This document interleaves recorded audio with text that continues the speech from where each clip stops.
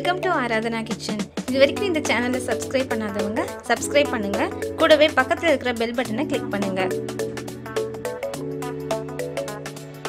இன்னைக்கு நாம முட்டை பொடிமா செய்ய போறோம். அதுக்கு தேவையான பொருட்கள் 3 பெரிய வெங்காயம், ஒரு சிறு தக்காளி, 2 பச்சை மிளகாய், 4 முட்டை, சிறிதளவு கொத்தமல்லி தழை.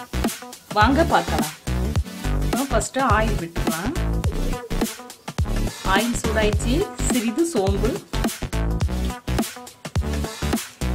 கட் பண்ணி வச்சிருக்கேன் 3 வெங்காயத்தையும் போடலாம்.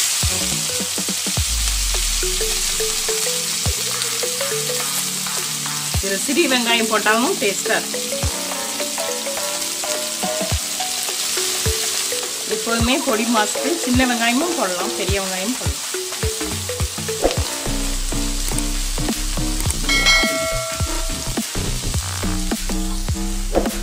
இப்போ வெங்காயம் ஓரளவு வெந்து வந்துருச்சு.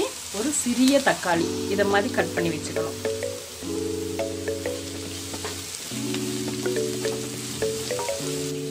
ரெண்டு பச்சை மிளகாய் கீறி வச்சுக்கணும்.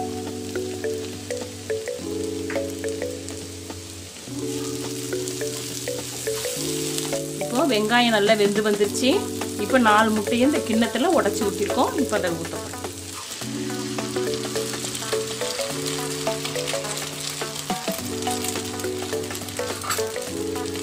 தேவையான மசாலா போடலாம். சிறிது மிளகுத்தூள், சிறிது மஞ்சள் தூள்,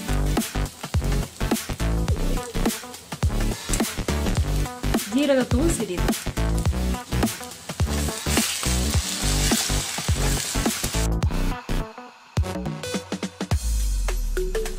சால்ட் தேவையான அளவு,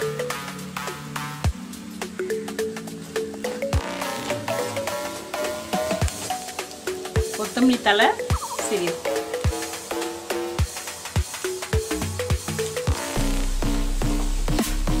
நம்ம 2 பச்சை மிளகாய் போட்டிருக்கிறதுனால பெப்பர் கொஞ்சம் போட்டால் போதும். காரம் இன்னும் அதிகம் தேவைப்பட்டால் கொஞ்சம் சில்லி பவுடர் சேர்த்துக்கணும். சுவையான முட்டை பொடி மாஸ் ரெடி.